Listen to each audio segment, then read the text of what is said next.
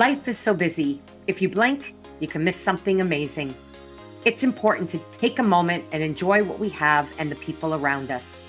I'm Mo Hagan, Chief Operating Officer for CanFit Pro, and welcome to A Moment with Mo, a podcast where I will welcome some incredible guests to talk fitness and nutrition, mindset and self-empowerment, setting our goals into action, and much, much more. Now let's get chatting. Hello, everyone, and welcome to A Moment with Mo. And I'm your host, Mo Hagan. In this episode, we're going to delve deep into what drives individuals and businesses towards a common vision and purpose, all in pursuit of success. And as a leader navigating my own journey, I am driven by curiosity around what forces shape and inspire people, and as well, how people shape and inspire others to lead. It's really that people and leadership journey that we're going to take today. Post-pandemic, leaders have really evolved to become beacons of resilience and adaptability. And of course, they need to embody the qualities that are essential, especially in a time where we're navigating much uncertainty and everlasting change. And leaders must be willing and able to embrace I would say a diverse set of leadership skills, and also be open to embrace transformation, digital and otherwise, while at the same time prioritizing mental health, their own and those they lead, and foster inclusive cultures. Now, that is a big task, and to help us really unravel all of these leadership qualities, strategies, and steps towards amazing leadership, I couldn't think of a better person to invite onto the show than my friend and industry colleague, Katrin Baetz. And Katrin, thank you for saying yes to this afternoon to be here today. And for those who have not met this incredible leader and human, I wanted to share a little bit about Katrin's background. And then we're going to dive into a really exciting conversation that I have been looking forward to having since the last time I've had the opportunity to work with Katrin. And I'm very privileged to say that I've been in the sort of horizon as well as in the front lines of leadership with you for over 2 decades, but you've been part of the fitness industry for, and I don't want to age you prematurely, but I believe it's nearly 3 decades. And you've had much diversity in your experience in the fitness industry with a proven track record of leadership excellence, including your current role as Vice President of Operations at GoodLife Fitness. And you bring a wealth of expertise in your conversations beyond even your personal and professional accomplishments. You have devoted your career to nurturing exceptional leaders and teams and fostering both individual and collective growth and success. You are also a dynamic speaker. I heard you speak, actually, blessed to have the recording of your presentation last year at CanFit Pro Global at a very special leadership event that you were a part of. And when I watched you in your leadership and not only the eloquency of your message, but how you just exemplify the Class A leadership of leaders today, I couldn't think of a better person for today. So thank you for being here. Thank you so much for those kind words, Mo. And thank you for inviting me on your podcast. I'm really excited to be here. Great. And selfishly, everyone, I also invited Katrin because every time I have the opportunity to talk to Katrin one-on-one, the conversation is shorter than I always love it to be. It's usually over a glass of wine, and it's usually in a space where we just get moments together. So I couldn't think, this would just sort of fulfill my cup today. And I'm always, as a leader, desiring, and I have this curiosity for learning from other great leaders. So we are in for a real treat. And so I'd love for us to start off with a little bit more of your personal journey and your experiences that have shaped you into the impactful leader that you are today? How much time do we have, Mo? But Oh, we have as long as we need. lots. Well, I'll start with I moved to Canada in the 90s, in the early 90s from Germany. And I sort of had the opportunity to reinvent myself when I moved here. And I really tried to figure out what I wanted to do. And I realized very quickly that I was happiest when I was working out and that I wanted to help others, especially women, to feel the same way. So I went back to school, got some personal training certifications, did what was it called, a fitness and leadership program, and then started working as a personal trainer at a company called the Sports Clubs of Canada in, I'm going to age myself too, in 1997. And I did that for probably, I should say, I was the first and only personal trainer at the company. The personal training industry was still much younger then. And after about a year and a half or so, my general manager encouraged me to take on the role of fitness manager and build a personal training department. And that was my first leadership role.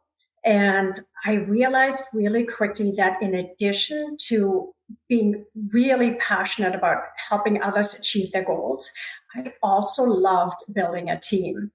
And once that team was up and running, so I built that personal training team, and then my general manager again encouraged me to switch to the operation side of things.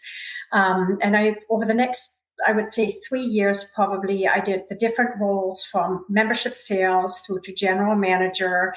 And then in the early 2000s, Bally Total Fitness at the time acquired Sports Clubs of Canada, which was a pretty big culture shock for us because we went from this really small, privately owned Canadian company of 10 clubs to being part of at the time, I believe it was actually the largest fitness company in the world. And I mean, any time in life, when we're faced with significant change, we are faced with a choice. Do we resist and hang on to what we know, or do we evolve and move with the change? And that's really the time when I learned how to lead a team positively through significant change. And a couple of years later, I was promoted to divisional manager. And then that was a position I was actually in when we were acquired. The majority of the Bally Total Fitness locations was acquired by GoodLife Fitness, the company that I still work today. And, at the time it was my second significant leadership moment, I would say, or change in leadership moment, or leadership learning moment, maybe I should say, because I had 10 years of industry history or experience. And that was really, I was an unknown at GoodLife. So I had to put again aside any insecurities of starting over again with another company. And I really focused on listening, learning. I had to ask for a lot of help, a lot of support. And thankfully, there were so many wonderful people who generously shared their GoodLife knowledge and expertise with me. And that time really taught me the importance of collaboration, not just within one team or within your own team, but collaboration between different departments of a big company. I really learned that if you want great results, you have to work as one team. And I think those are a couple of the things that really shaped my leadership career fairly early on. Wow. Well, first of all, thank you for taking me down memory lane because I've been in the industry for that journey. And while I was observing your journey through Sports Clubs of Canada, I took one of the most pivotal career changing trainings at the Sports Clubs of Canada, Body Pump. When the first training that came to Canada was debuted there, even before the official training of Body Pump. But thank you for that journey. And also, success leaves clues. So everyone, when you hear, hear people's journey or story through their leadership adventures, you really tap into some of the critical things that you can either learn from or affirm for yourself. And one thing you did say that I find fascinating, especially as women leaders, it's a fact that women will not step up into promotions on their own. They often feel they don't have the skill set or the experience, every type of excuse to not do it. And what we often have to do is trust those that believe in us before we believe in ourselves, or trust those like your general manager that saw Mhm. the strengths in you perhaps before you saw them in yourself, and you come with courage, you said okay or yes, and you stepped in, and then you were prepared to learn as you went along, which is really really courageous, but also very much required today as a leader, because there is so much uncertainty and constant change. And so thank you for sharing that experience. And I also picked up on the fact that with each major change in your career, you made a choice. Then you leaned in to leadership in the sense of mentorship. And now you are the leader that helps others. And again, success leaves clues. I've always admired you as a leader for your ability to both deepen your relationships with people, build that trust with them. At the same time, though, is develop the talent, and with that trust comes much responsibility as the leader, but you gain that trust, and people really do lean in and take risks with you, like you did with your general manager. And lastly, you, at the same time as you develop people and lead change, you also really develop this type of accountability that doesn't feel authoritative. And that's what I've always admired in you. People just want to do great work for you and for the company, for the team, and in doing so for themselves. So kudos to you. And I always believe that the story tells us far more than the facts tell us about what it takes to be a good leader today. Your Mhm. thoughts on that? It's very true. It's interesting because saying yes to this podcast really made me reflect on some of the steps in my journey. And I completely agree that, well, number one, we have to reflect back and see that we actually had a story. Sometimes you just think, well, that's just what happened, or that's just what I did. But when I thought a little bit about my journey, um, like you said, I had people who encouraged me. My general manager encouraged me, and I did end up saying yes. So it's just so true that we need to take that time to first think about our own story and then learn from other stories. Both are really important, but I often think we don't take a lot of time to reflect and really see our stories a little bit like it could be seen from the outside. So it's really important to share our story because it can inspire others, I think, just like we're inspired by other people's stories. So really great Absolutely. points. Thanks for sharing that. And behind every story is where you also can find your why, which is part of your purpose. And we must lead with purpose. And purpose helps to shape vision, but more importantly, it helps to inspire people to follow until they find their own vision and purpose for them to lead, and then others to follow. So it's a really important concept in leadership. And speaking of concepts, I'd love to invite you to explain or define in your words what leadership, the concept of leadership style, because we all have our own unique style, and you certainly do. Mhm. And how would you explain a leadership style or define it? Yeah, and you can look up a lot about leadership style, and there's a lot of definitions out there, I think, that or types of leadership styles. But I would say most or high level, I would say the leadership style is just the manner in which a leader goes about influencing the members of their team. That's ultimately what you're trying to do.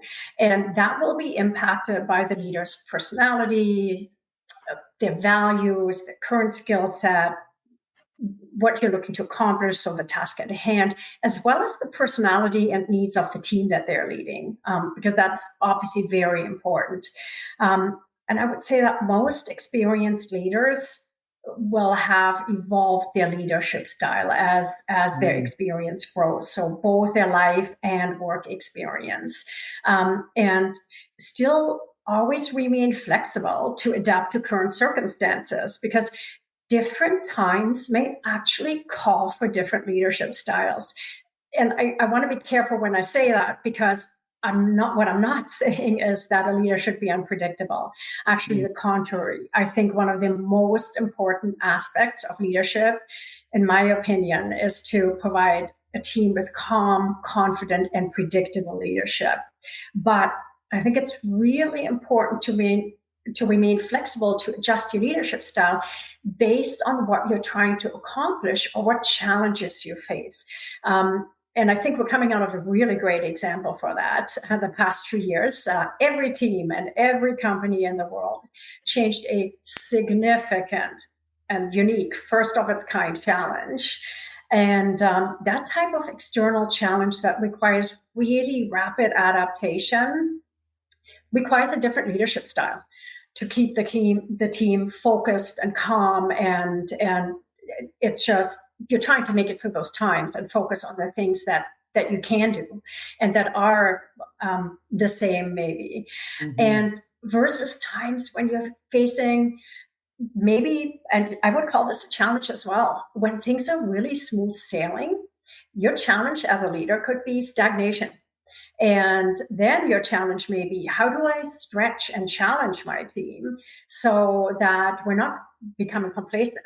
So you have to adapt according to the circumstances, but ultimately, I think everyone needs to find a leadership style that really, it has to resonate deeply with you so that you're authentic, because authenticity as a leader earns you trust and respect, and you need your team's trust and respect in order to, whether it's motivate them, inspire them, or challenge them and stretch them. And sometimes you have to transform your team, and that just requires authenticity and the trust and respect of your team. Brilliant. And you mentioned a lot of the qualities and character traits of a leader today.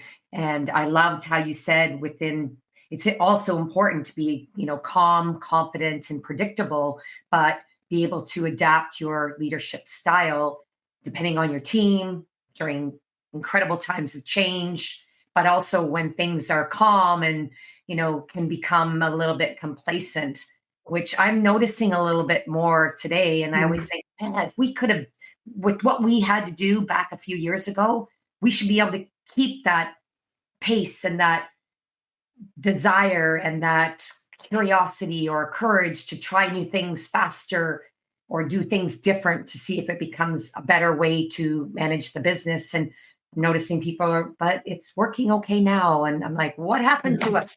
We did it before. Let's do it again, even though we don't have a world crisis in front of us. I was going to ask you more about those traits, but you nailed so many of the most important: authenticity and trust.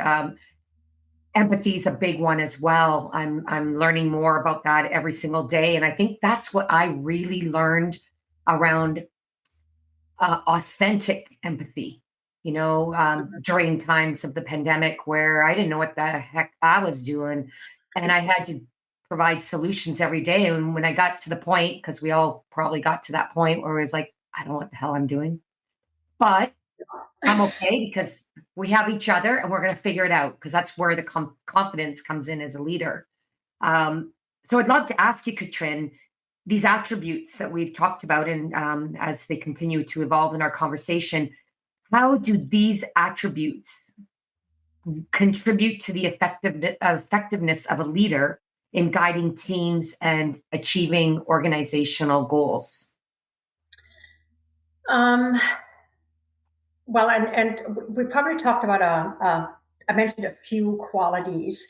I would say if I sort of highlighted 3 qualities that I think are for me really important as a leader, would probably be confidence, humility, and presence. If I had to just, and there's so many, but those are three of the ones that really stand out for me. And what I mean by that is confidence to me means you know what your strengths are. Humility comes from knowing what your opportunities or limitations are. And presence just allows us to show up in the moment and see clearly, see a situation clearly, see others clearly. And for me, all three of those qualities really come from knowing yourself. You have to know yourself as a leader first. And I'm very passionate about this piece because in order for me to be able to show up confident, humble, and fully present most days, I really have to do that work first to know myself. So I think it's really important as leaders that we take the time to thoroughly and honestly reflect on who we are, what drives us, what has shaped us, what are our biases, and how do we treat people, especially under times of stress. That's always a significant thing to pay attention to. And so I think it's really important to regularly reflect on these things and take also time at the end of every day to think about what went well or what didn't go so well, what can I learn from? And then all those things, I think, ultimately allow you to show up with confidence, humility, and presence. And that allows you to ensure that you're not getting in the way of what your team needs to accomplish. It's probably the best way I can say that. If you don't let your own stories or biases cloud your vision or your judgment, then you can really pay attention to what your team needs as a whole and also what each unique team member on your team needs. So it's always the team as a whole and each unique individual on your team. And what do they need to in order to grow, to develop, to perform the best, to feel fulfilled? And so I always think that as a leader, my actions should be 100% in support of what helps my team the most as a team. And that means if I help each individual shine and live up to their strengths, then my team works to best together and they really make that, what I call that magic happen as a whole and ultimately deliver the best results. But it really starts with getting myself out of the way. It's probably the best way I can put it too, because leadership isn't about me, it's about my team. I love that. Love that. And you said it again twice. And I love that because that's an example of a great leader is you are a great teacher and you not just tell them what to do, but how to learn how to lead for themselves. You mentioned reflecting on your own, your own day. And we're going to talk a little bit about, self-care and all that in a moment. But how do you reflect at the end of the day to affirm what went well and what maybe didn't go so well and what you could learn from it? What's your method? I'd love to know. It's actually a two-part process for me. So at the end of the day, I just, I usually do take a walk and reflect and think, does anything stand out? Does anything still sit with me a little bit where I maybe feel, did I give it its full attention? Was I really present? Did I rush through a situation? That's sort of my initial check-in, or what do I feel went really well? Where did I show up well because I was able to help someone else? And then my part two is I take time every morning to sit and contemplate. And if anything pops up during that time, then I know it's something I really need to take a look at. Those are the things where if it's carried on through the night and it's still there in the morning, I know I need to pay attention and ask myself, okay, what did I bring to that situation or didn't bring to that situation? How could I have done that differently? And I tend to not let it go until I feel I have learned something from it and also possibly take action. Meaning, I think it's really important as a leader to say, apologize if necessary and if appropriate, or to go and give praise or credit or a shout out. So, but it's always this two-part process. It's the initial consideration and then, hey, what still pops up for me the next morning, if anything. Wow, I learn something every time, and you just taught me something so valuable that we don't have to be a follow the rules in the sense of, we hear leaders say bookend your days, start your morning, do your evening. But I love how you reflect in the evening, but then you do your morning piece that percolates things that happen, in your mind throughout the night, or things that you reflected on from the night before. It's just that it's the same process, but you do it intentionally in a different order. And not that that matters, it's unique, but it's really interesting that you do it. I like that. It's almost like, because your subconscious brain does a lot of work while you sleep. Hmm.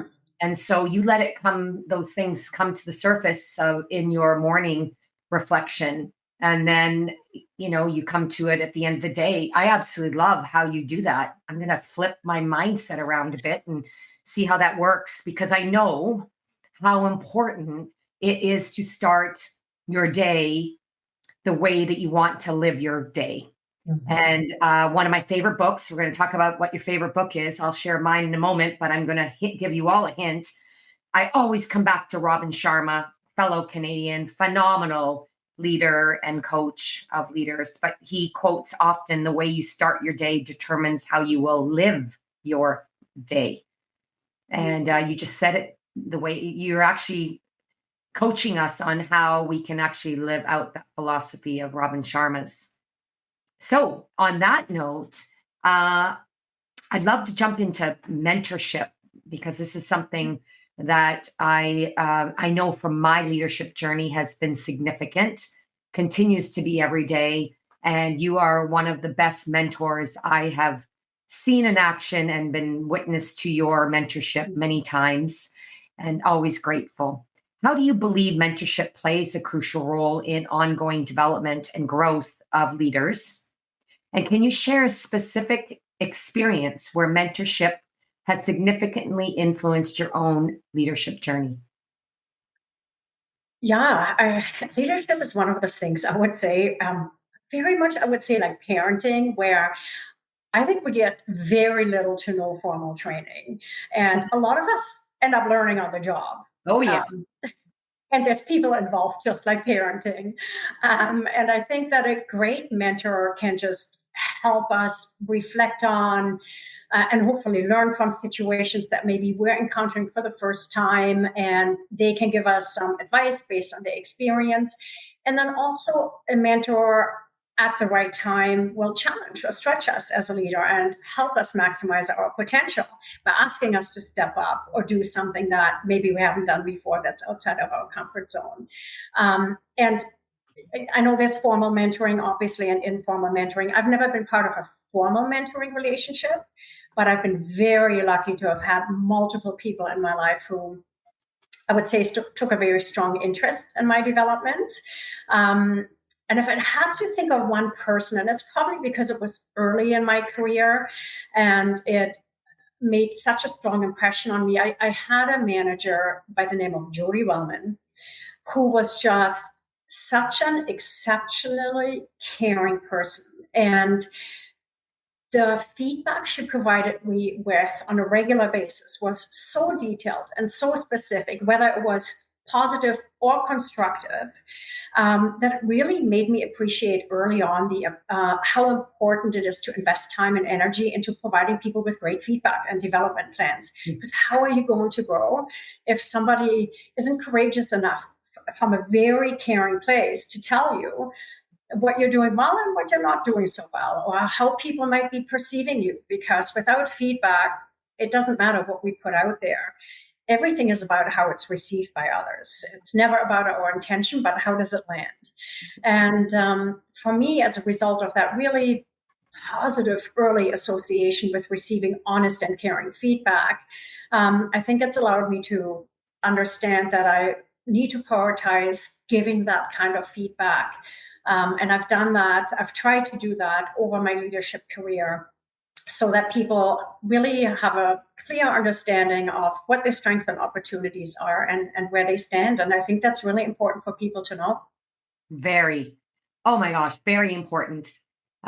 Two things on that. Jody Wellman, I was just so blessed to meet for the first time, thanks Oh, to a colleague of yours, Paula Comfort. Shout out to you. And I got to meet Jody virtually. And stay tuned, everyone, because I know Jody will be on the doorsteps of CanFit Pro or Women Who Influence in the future. And she is just exceptional. And I hear mhm. stories of her guidance over the years. And we're so blessed when we find mentors like that.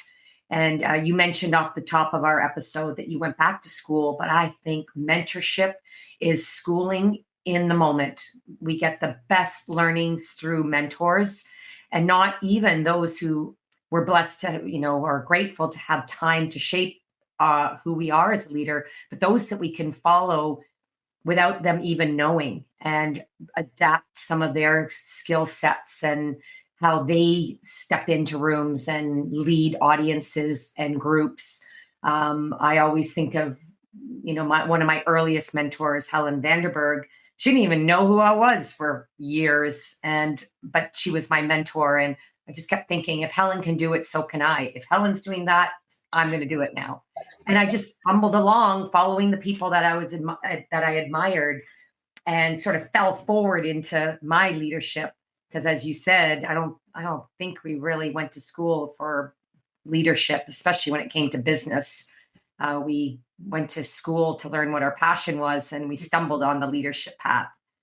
But thank you for So true. sharing that. And the thing about feedback, I recently heard, Katrin, feedback is like fertilizer. It helps you grow, Mhm. but you have to get the right type of fertilizer to grow, not to, burn your grass or burn the person that you're nurturing. So it's the right type of feedback that will both help them grow and help them see the strengths in themselves. So I think it has to be the right ingredients within that feedback. And that's something that, as a leader, as leaders, we're both blessed to have had really good leadership training on the job, right? So, Absolutely. Yeah. mm, wow, thank you. So I'm always inspired by the stories, and it always is about a person and a place and a moment where really they imparted that golden nugget or nuggets of knowledge that really they probably don't know, really transformed your career. Mhm. With that comes great responsibility to pay it forward, right? It absolutely does. And I always think that because words are stories, but when you experience something, it obviously becomes something very different. And I think someone like what I spoke about with Jody, I had an experience, and that's why I'm very passionate about if you're asking someone to deliver, for example, a great performance review to someone, well, give them a great performance review first. Like when when you talk, for example, about a dining experience or group fitness class that you loved, it's you can talk about it and say, "Oh, I heard these great things about it," but if you've done it, that experience is just like nothing else. And so I really think that that's where mentorship on the job is actually such an important thing because you can deliver an experience, you can make someone feel something that they can then hopefully pass on to someone else. And it's, again, I find that's very authentic and real, and it just tends to stick for a long time. Like I said, Jody has not been my manager in a very long time, but it has my experience that she gave me as a leader has really stuck with me and has, Mm. I would say, impacted everyone else I've led since. Wow. Wow.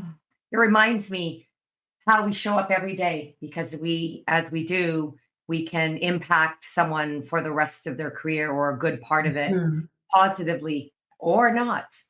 So the power Absolutely. again and responsibility to do that type of work in the morning, so you show up the way you want to live your life and lead you yourself to help then impart that on others. Wow, I know we could talk a lot more about that, but I want to jump into something that we both are passionate about: our shared commitment for continuous growth and development, and how we just blossom when we have the opportunity, blossom even more in our renewed purpose when we attend events, especially the in person events where we can Mhm. be with our peers, be with those in the industry that we desire to meet, those that we don't even know, be around that energy. So, what I'm talking about, everyone, is the in person conferences, such as what the fitness industry here in Canada offers. And wherever you're listening or viewing in from, the importance of attending in person events. It might be a local community women's leadership event. It might be going to your annual professional conference. We are blessed to have CanFit Pro Global in Toronto every year for us Canadians to attend. I'm curious, Katrin, as to why you believe events, especially the in person events, are so pivotal for both personal and professional growth and development. Well, no, I would say if the pandemic taught us anything, it's how social most of us are. Uh, we all felt this really big void in our lives when we couldn't go out and do things with others. And while technology is amazing, it allows us to Mhm. connect like we are right now through a screen. When that was all that we had, it just became clear really, really quickly what a I would say pale reflection it is of in-person connection and energy. For me, it's a lot. I love listening to music, and I listen to it while I'm driving, working out. I have a great music system at home because I love it so much. And it adds a lot of value to my life, but it is nothing like going to a live concert. Yeah. When I go to a live concert, it that engages all of your senses. It's just it's a much deeper experience. And partly, of course, because I'm enjoying it with a community of like-minded people. So for me, and I think we all know this, we've all felt this, an in-person fitness conference just amplifies our energy and feeling for the industry we all love so much. You don't work in the fitness industry if you don't absolutely love it. And it is just such a great opportunity to connect with like-minded people who are all there to share, whether it's best practices, ideas, learnings. Everyone's there to learn. We're all there to help others feel better. And so, like, the networking and connections that you can make at a live event, that is just not possible to the same extent virtually. And you just never know who you're going to meet. You never know what doors are going to open. Same with the learning and the education. To be in a live session when there is a different type of interactions, maybe questions are being asked, maybe fairly hands-on. It's just, you just can't replicate that virtually. And then, of course, you have that industry exposure. We have an awesome trade show at CanFit. I know there's a great trade show. There is idea sharing. You can learn from panels. And a lot of these things you just don't learn to the same extent unless you're getting together and you have that energy of people being there. I know we often talk, like everyone, all of us who go to CanFit or a conference and we talk afterwards, everyone just always talks about how full our cups are when we come Mhm. back. Nothing fills your cup like being around like-minded people in person. It's Oh, just, yeah. and I've always tried to explain to people the difference. As much as we're blessed to have the new technologies today to attend events to get our continuing education credits through the virtual, now the online world, which is so great for so many. Mm-hmm. We can, there are no more borders when it comes to how we can learn. But your analogy to listening to great music on your great system at home, but nothing replaces the in concert experience.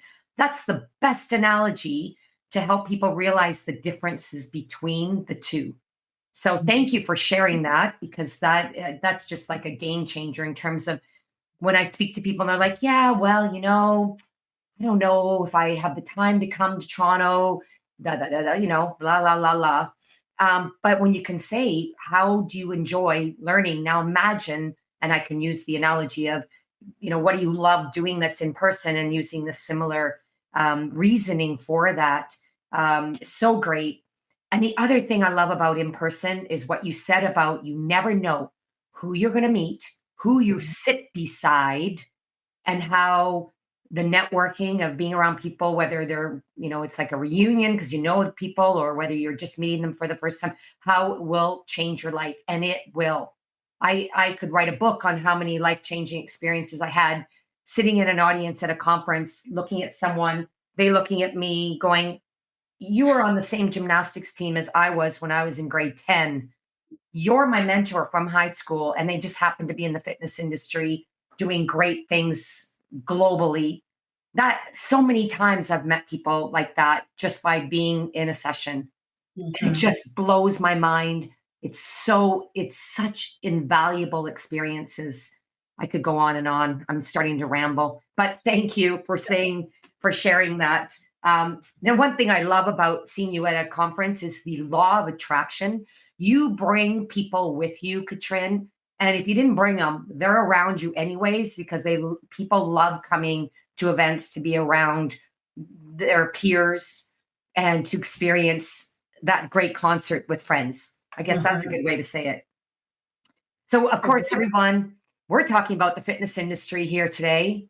And CanFit Pro Global, which is the annual conference in Toronto, takes place every year in August, this year, August 9th and 10th.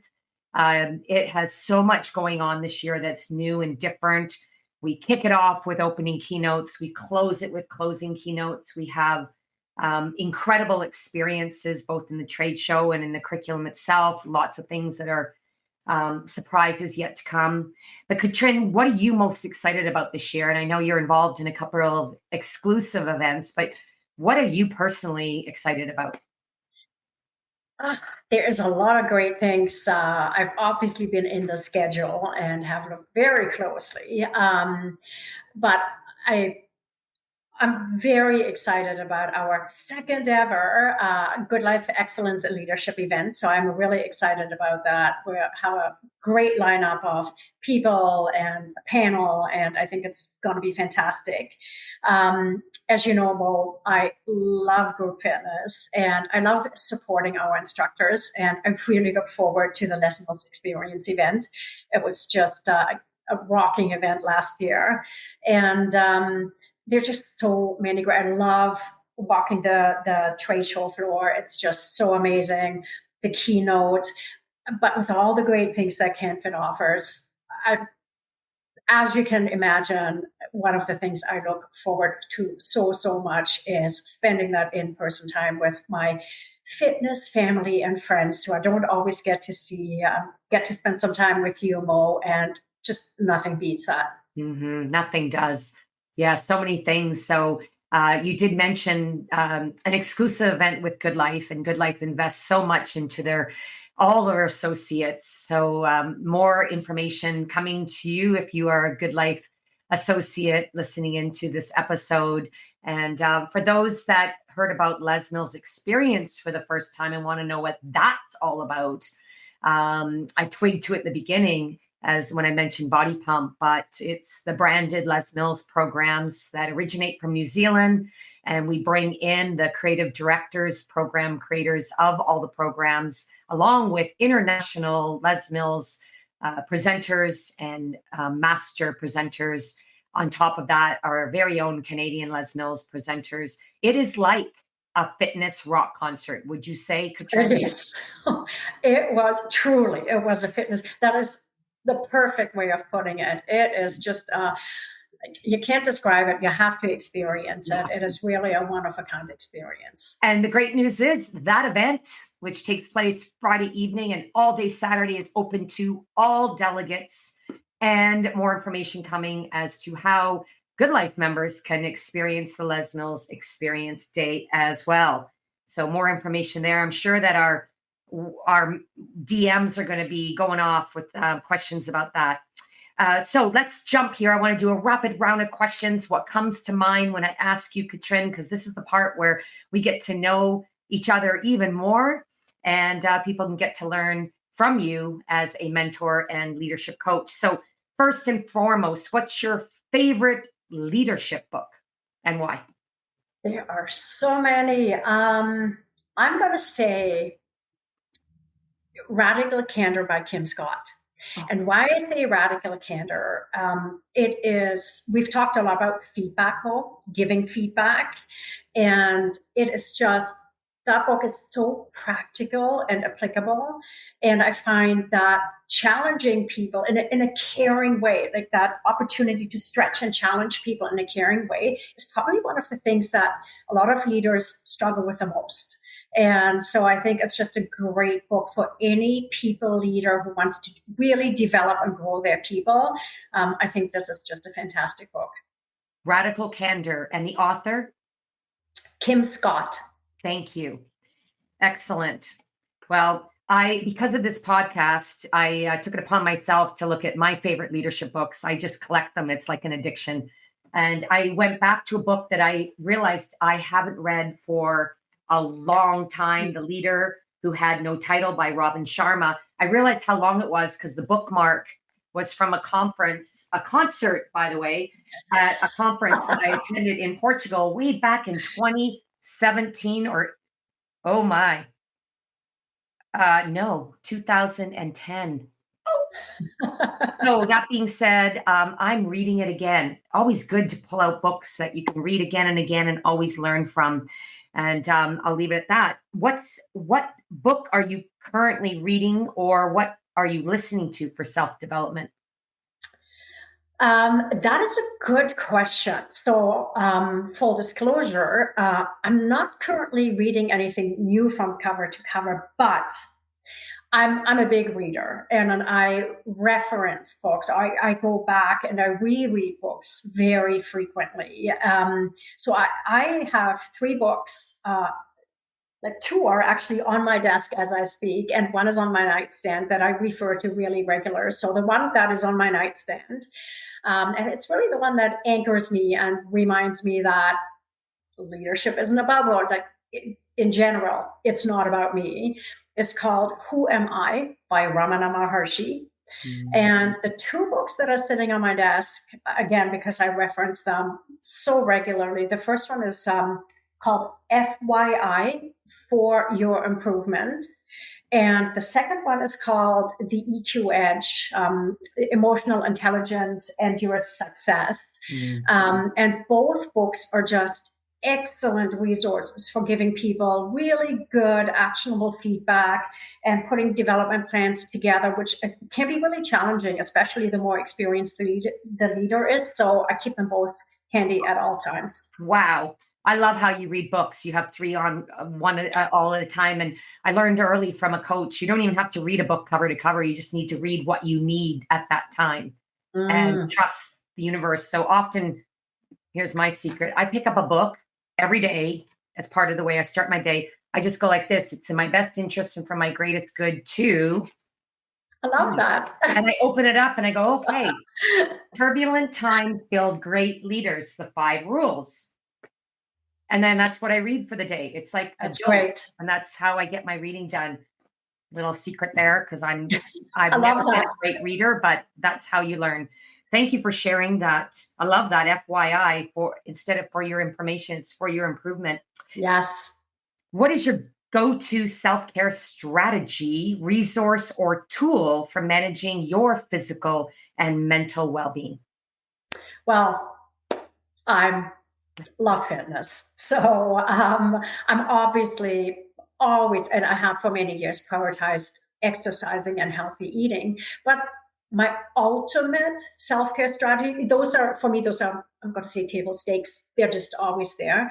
And over the last 15 years, I've really delved more into the mental, taking care of myself in a more spiritual way, I guess. And so my ultimate self-care strategy is actually attending a 10-day silent retreat, which I've done multiple times, and then keeping up in between with daily meditations. Whoa. Whew.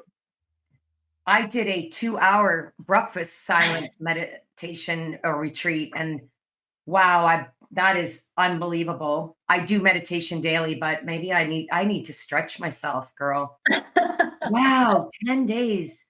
I mean, that 10 needs, days of blissful peace. wow, okay. That's cool. Thank you for sharing that. I'm inspired. What's your favorite leadership quote or philosophy?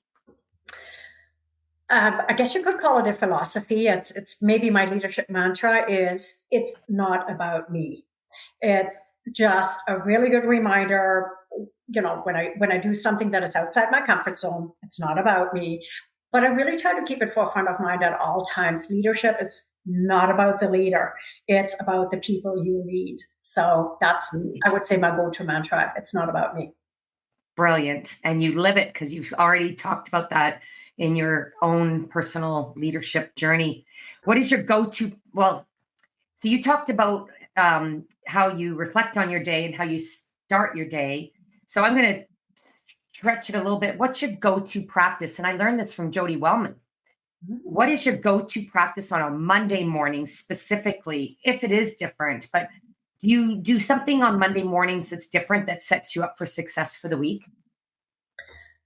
Or is it just something you? I wouldn't say, because I start every day with a meditation, and my Monday morning meditation wouldn't be any different than my Friday morning meditation. Um, but so I mean, I do, I would say on Sundays, I always look ahead at the week and sort of roughly take a look at, okay, what do I have going on?